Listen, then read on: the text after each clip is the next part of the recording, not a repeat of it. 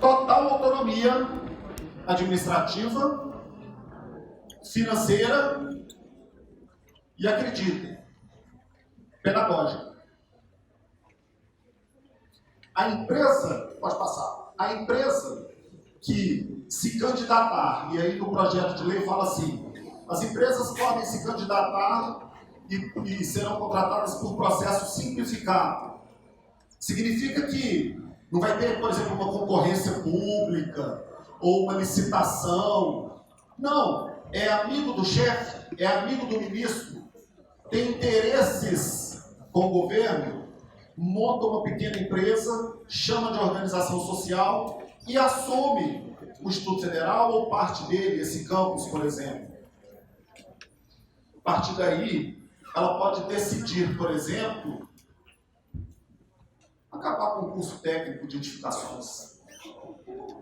Ah não, mas calma, edificações é importante, porque as pessoas saem daqui já com o curso técnico, que é o curso que dá a elas uma chance de trabalho antes de ir para a universidade. Mas essa organização social não entende assim. Ela está dialogando com as empresas de mineração. Essas empresas podem demandar dela mais estudantes técnicos em mineração do que os demais. E ela pode resolver extinguir o curso. Assim, do dia para a noite. A gente está chamando vocês aqui porque esse projeto, ele se parece tão nefasto, tão perverso, que ele pode impactar na vida de vocês ainda esse ano. Talvez no ano que vem. A autonomia que é dada à organização social para gerir a instituição que ela ocupa é tamanha que nós perdemos completamente o controle sobre as nossas ações. Lembrem-se, num governo que odeia a ciência, que nega o conhecimento científico, o conhecimento estruturado pela espécie humana ao longo de séculos. Tem alguns aspectos que chegam a ser bizarros. Notem como isso é pior do que a privatização. Lembra que na privatização eu compro o seu carro, passo para o meu nome, qualquer coisa que acontecer agora é problema meu? No futuro, se não é assim. Não tem compra. A organização social assume a gestão da escola sem precisar investir um centavo. Ela assume e passa a gerenciar um fundo de investimento. E aí, se ela quiser, ela pode colocar dinheiro nesse fundo de investimento. O governo, por meio do MEC, pode colocar dinheiro nesse fundo de investimento. Se está cortando o orçamento, a gente vai precisar pagar a conta de água, a conta de luz, pagar as despesas para ela funcionar, vai ter que entrar dinheiro nesse fundo de investimento. Esse fundo de financiamento da instituição. Mas espera aí, o governo está cortando recursos. Nós estamos correndo o risco de ficar sem bolsa, sem assistência estudantil, sem bandejão. Ele fala que vai existir um fundo de financiamento para gerir a escola. Aí você vai falar. O que você vai falar? Ué, Daniel, se não tem dinheiro agora, de onde vai vir o dinheiro para esse fundo de financiamento depois que criar a organização social? Dinheiro é dinheiro, não é? Se não tem no modelo, por que teria no outro? E é verdade. Então ele cria uma saída. E a saída é que a organização social ganha autonomia para gerir os bens móveis e imóveis da instituição. Significa que essa empresa pode resolver que esse campus é muito grande, ele vale muito, porque está numa área importante da cidade de Ouro Preto, ou porque tem minério de ferro, onde tem o laboratório do curso de mineração ali, e vender parte do campus. Tranquilamente. Entenderam como não é privatização? Porque na privatização a empresa chega, ela dá dinheiro para o governo e o governo entrega o patrimônio. No Futures, a empresa chega, o governo entrega a gestão da instituição para a empresa e entrega o patrimônio, com a desculpa de que ela precisa desse patrimônio para poder levantar recursos e fazer a instituição funcionar. O ministro da Educação é um cara tão cara de pau, o senhor Traut, já viram ele? Vocês têm que procurar essa figura na internet, vocês têm que conhecer a cara dessa pessoa. Teve uma reunião no MEC e 2 dirigentes da Uni acabaram lá forçando a barra e conseguiram participar dessa reunião. E o relato deles, que na reunião o ministro falou assim: eu não estou entendendo por que vocês estão dizendo que eu estou acabando com a educação. Eu estou salvando a educação. Porque não vai ter dinheiro de jeito nenhum. O Futures é uma ferramenta que eu criei para que não fechem as universidades e os institutos federais. Ele falou isso no mesmo dia, exatamente no mesmo dia, que o governo liberou 40 milhões de reais para 307 deputados que votaram a favor da reforma da Previdência. Estão 1 bilhão e 200 milhões de reais. Então note como nessa era, eles estão chamando essa era de pós-verdade. Eu não acho que era de pós-verdade nada. Pós-verdade é aquela mentira que você conta tantas vezes que ela vira verdade. É a era da mais mentira. Então se joga uma mentira no ar e se repete pelas redes sociais até que ela vire verdade. Eles estão querendo nos convencer que o Estado brasileiro não tem dinheiro para manter a rede federal. E tem. A prova da reforma da Previdência é simples, é límpida. Ah, não tem dinheiro, temos que cortar. Mas na hora de aprovar a reforma, tinha 1 bilhãozinho lá pronto para ser liberado em forma de emenda parlamentar. Bom, eu quero dizer que hoje a gente faz essa crítica e para de acreditar nesse discurso de que tem que cortar, que o país está quebrado. Ou então eles vão nos estrangular. O Futures se apresenta uma lógica de mercado que é diálogo com a iniciativa privada. Chamar as empresas para investirem nas instituições e com esse investimento manter as escolas. Nós temos no Brasil pouquíssimos significa menos de 10 empresas que investem significativamente em pesquisa e desenvolvimento nas universidades e institutos federais brasileiros. Menos de 10. Se essas empresas não estão investindo agora, que a gente está com a estrutura ainda razoavelmente funcionando nas universidades e nos institutos, por que essas empresas passariam a investir em centros sucateados? Então tem uma falácia, passa para o próximo para mim, por favor. Tem uma falácia que está ligada com empreendedorismo, que ações de empreendedorismo serão desenvolvidas nas instituições. O empreendedorismo é visto como uma grande saída para o futuro da classe trabalhadora jovem. Eu acho que vários de vocês já ouviram um discurso de empreendedorismo por aí. Já leram, não é? Empreendedorismo é uma puta sacanagem. O discurso puro de empreendedorismo, sabe o que ele faz? Ele transfere para o cidadão comum a responsabilidade pelo seu sucesso profissional e a sua subsistência. Aí você fala assim, mas a responsabilidade é nossa, não é?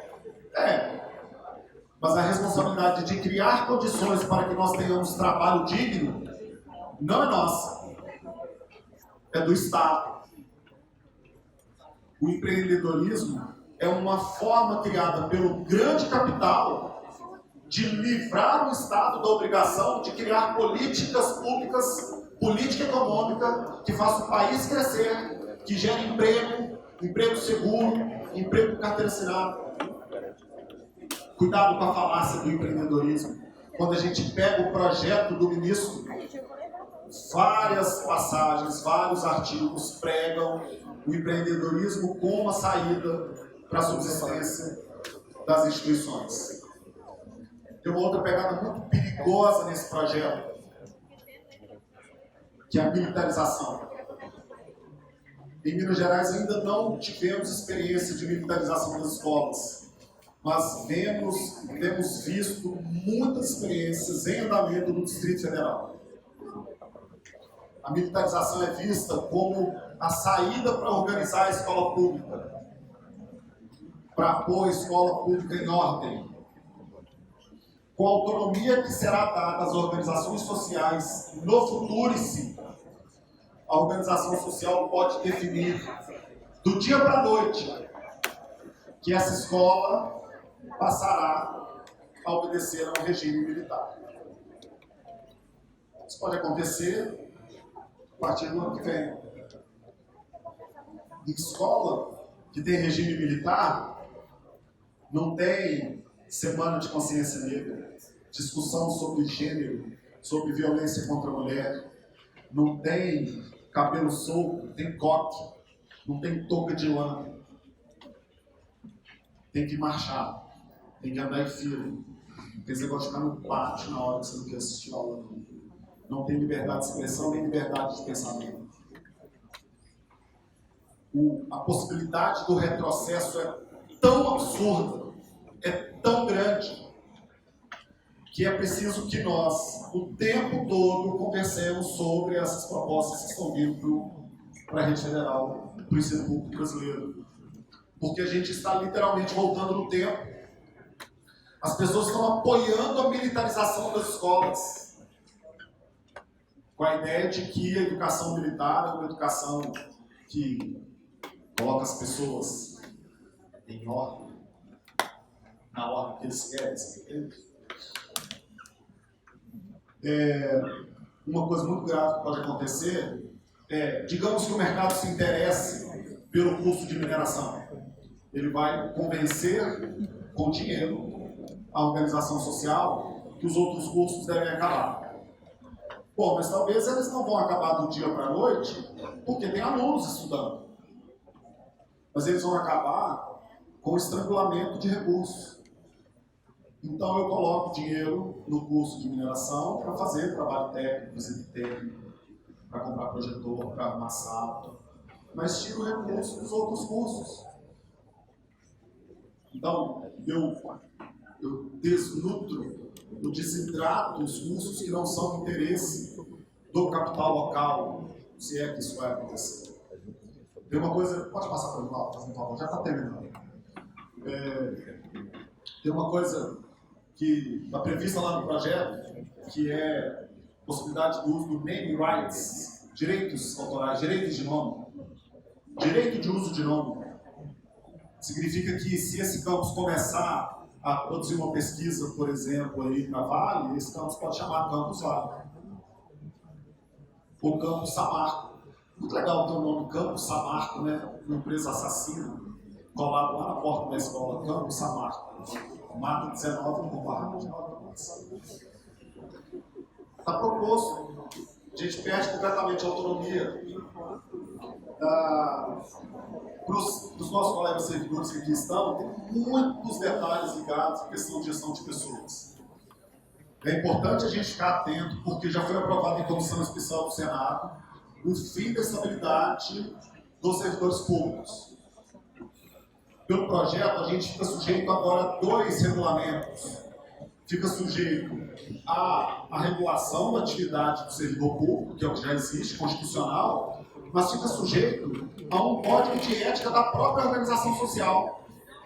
Essa organização social pode, assim, colocar metas para o servidor. Então a gente pode ter que trabalhar com parâmetros do mercado que não tem nada a ver com a educação. E aí, se você não se adequar a esse novo ritmo de trabalho, ou não bater as suas metas, você pode sofrer um processo, pode entrar no processo de demissão. Já tem aprovado desde o governo Temer o decreto de remoção compulsória. Isso significa que a organização social pode começar a deslocar os professores de acordo com a sua vontade. Por isso a gente precisa lutar contra. Por isso a gente precisa entender o que vem por aí e nos armar e criar mecanismos para reação. Passa lá para mim. Pode passar, já falei.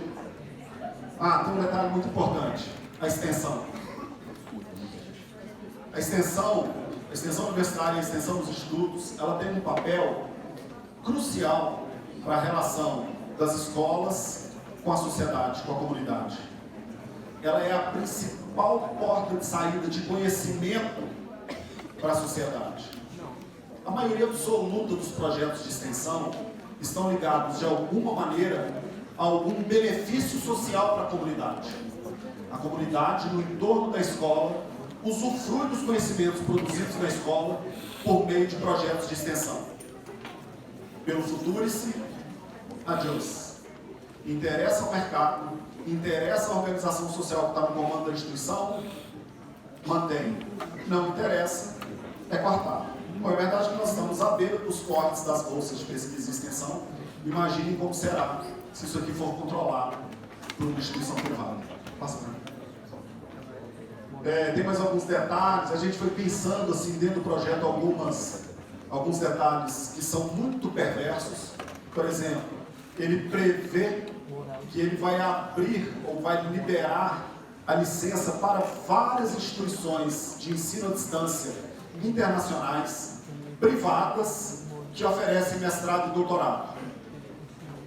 Hoje, a rede federal paga para que o servidor se capacite. Então, o servidor vai fazer seu mestrado, vai fazer seu doutorado, vai se qualificar, vai se tornar um profissional melhor para a instituição, e a instituição continua pagando o salário dele. A instituição contrata um substituto enquanto ele está estudando. Acaba com a capacitação. E aí oferece para esses servidores cursos EAD particulares. Tipo assim, quer se capacitar? Beleza. Tem um catálogo aqui com um monte de curso EAD de mestrado e doutorado. É só você fazer matrícula, pagar e fazer a sua pós-graduação. Isso é um duríssimo ataque ao avanço da pesquisa no Brasil. Porque é graças à licença de capacitação, é graças a essa possibilidade dos professores e pesquisadores se capacitarem que a gente avança em conhecimento. A gente defende dissertações, defende as nossas teses e o conhecimento no país avança. Então essa possibilidade da cobrança da pós-graduação, ela está diretamente ligada à perda da nossa capacidade de se capacitar.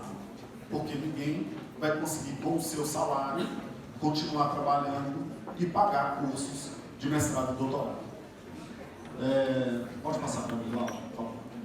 Bom, esse aqui pode passar, era uma outra discussão que eu tinha feito.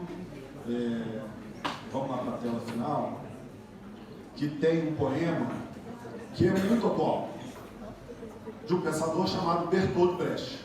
Ninguém conhece? Privatizar. Privatizaram sua vida, seu trabalho, sua hora de amar e seu direito de pensar. É da empresa privada o seu passo em frente, o seu pão e seu salário.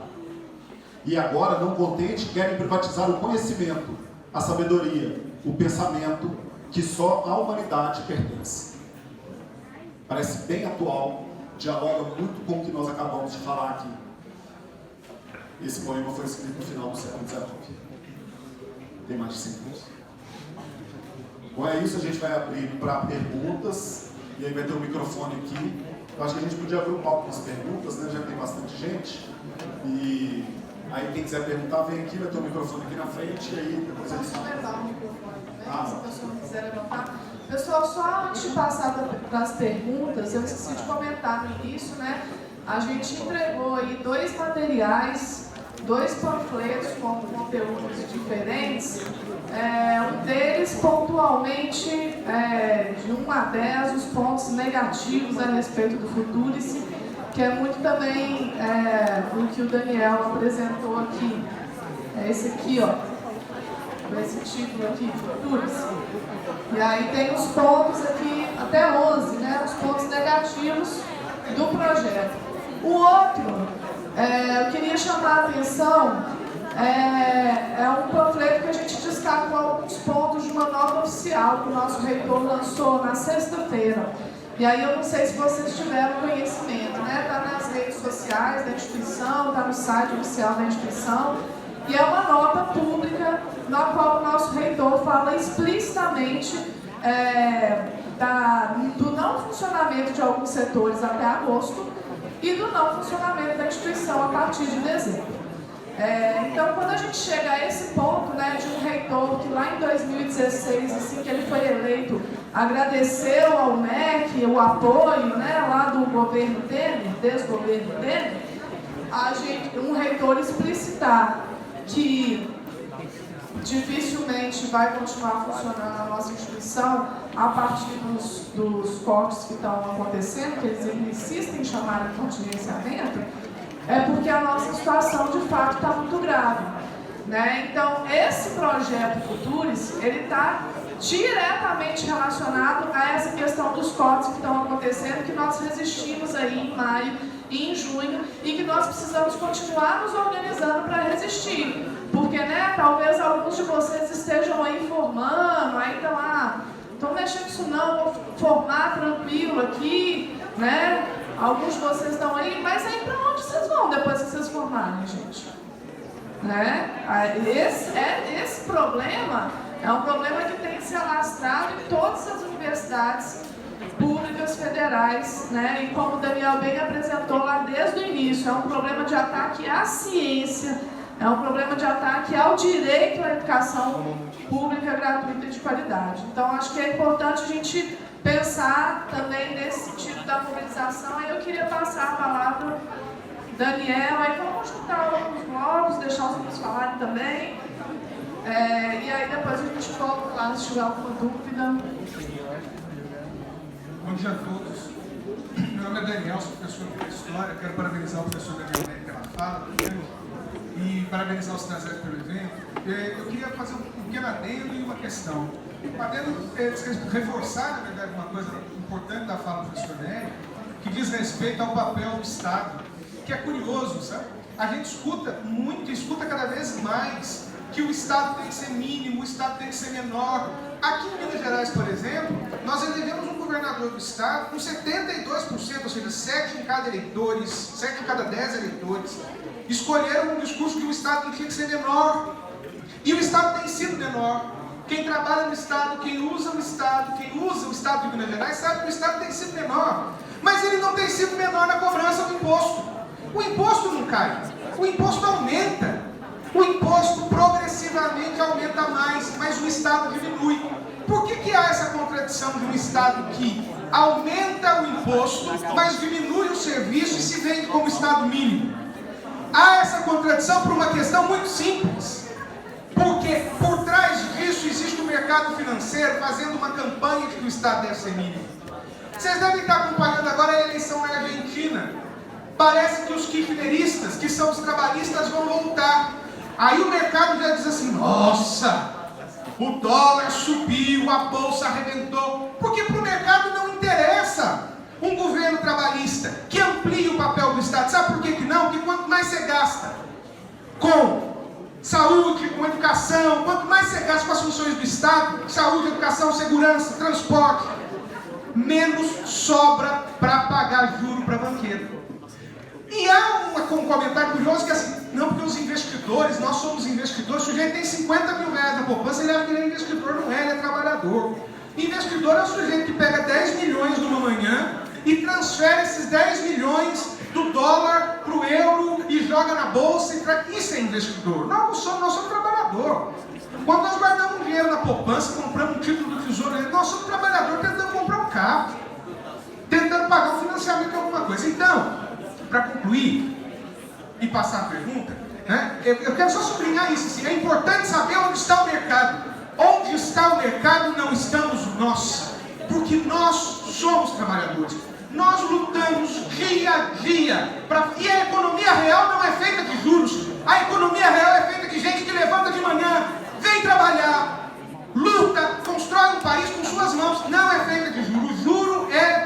uma questão econômica mais complexa, mas que não tem relação com isso. Então é importante deixar isso claro. E eu quero, a minha pergunta para encerrar é a seguinte: sobre as OS. São Paulo fez isso com a saúde, se eu não estou enganado, o Rio fez isso com os presídios, Goiás parece que está fazendo com os presídios, etc. Né?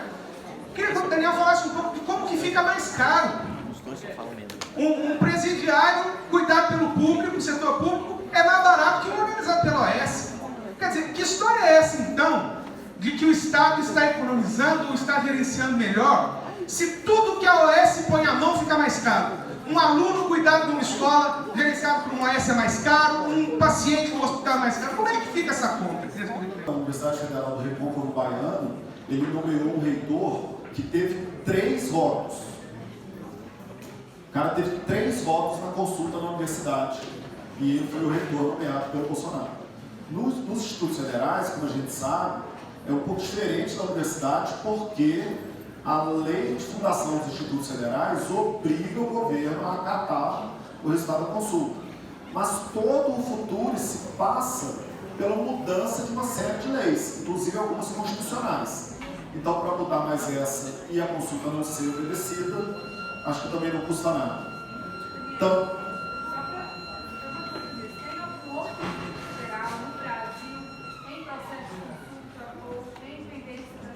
tem vários em processo de consulta. Em pendência, eu confesso que eu não sei. Mas eu sei que tem vários entrando em consulta, inclusive aqui em Minas, o Instituto Federal do Triângulo Mineiro abriu a consulta agora. Eu também lamento que o nosso reitor não tenha feito um documento ou chamado uma comissão para estudar o futuro e se posicionar. Tenho muito medo dos reitores que foram chamados na salinha, porque o Entraub saiu dizendo que já tinha cerca de 20 reitores de IFES que teriam já aceito a proposta do Futuros. Então a gente não sabe se o nosso reitor está nesse pacote. É lamentável que ele não tenha se posicionado. Né? Sobre a fala da Solange, o problema da lei é que a gente está falando de leis que a gente deveria estar lutando por elas, que a sociedade desconhece. Né? Então, o Plano Nacional de Educação, por exemplo, a garantia de 10% do PIB para a educação, eu acho que os caras estão dando uma banana para essas leis, então a gente tem que reivindicá-las mesmo, a gente tem que estudar, a gente tem que fazê-las ressurgir, dar conhecimento amplo para que a gente possa lutar com elas debaixo do braço. Né? Eu acho que essa é uma das saídas e ela é fundamental para a gente nesse momento. Fico muito preocupado com a facilidade com que passou a mudança constitucional da Previdência.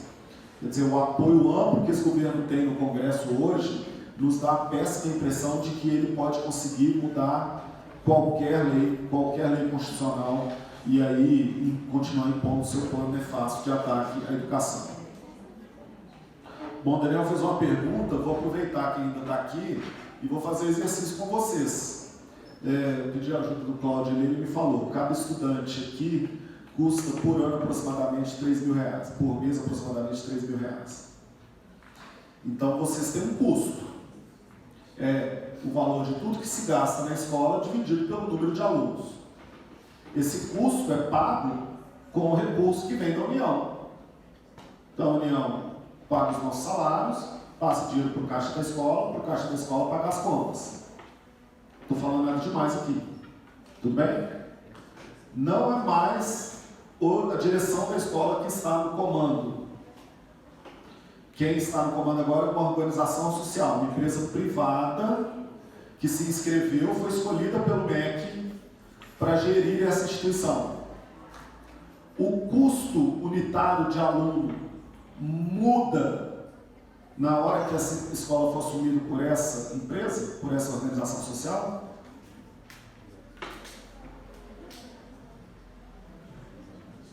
Custa não, gente. O tanto que vocês gastam de luz, material de laboratório, bandejão e o nosso salário, continua tudo a mesma coisa, né? Por que com a ESA então fica mais caro? Essa foi a pergunta que ele fez, vocês lembram? Com a organização social, o presídio fica mais caro do que com o Estado. O serviço de saúde fica mais caro do que com o Estado. A escola fica mais cara do que com o Estado. Por quê? Ninguém sabe, só eu. Só eu e o outro Daniel. Só os Daniels que sabem. Porque tem lucro. Tem um negocinho mágico chamado lucro. Isso é uma empresa privada. Na hora que a empresa privada chegar aqui, ela quer ganhar dinheiro às custas do dinheiro do Estado. Para ganhar dinheiro às custas do dinheiro do Estado, o dinheiro que entrar tem que sobrar dinheiro para ela. Então ela aumenta os custos, diminui a qualidade dos serviços, ela precariza o serviço para que sobre mais dinheiro para ela. Os defensores de Estado mínimo, infelizmente, um monte de pobre, trabalhador, filho de trabalhador, que fica aí defendendo Estado mínimo, acham que isso é a solução para a economia do país. Em 4 anos acabaram com a economia da Argentina, com essas propostas de Estado mínimo. Tanto que os trabalhistas estão voltando, como o Daniel acabou de falar. Então a gente precisa entender qual que é a função social do Estado. Na verdade, o Estado como garantidor das condições sociais, das condições materiais de vida das pessoas. E para isso acontecer, eu não posso ter ótica do lucro. Então eu não posso ter empresa privada querendo gerir uma instituição como essa, porque ela não vai produzir nada de pesquisa.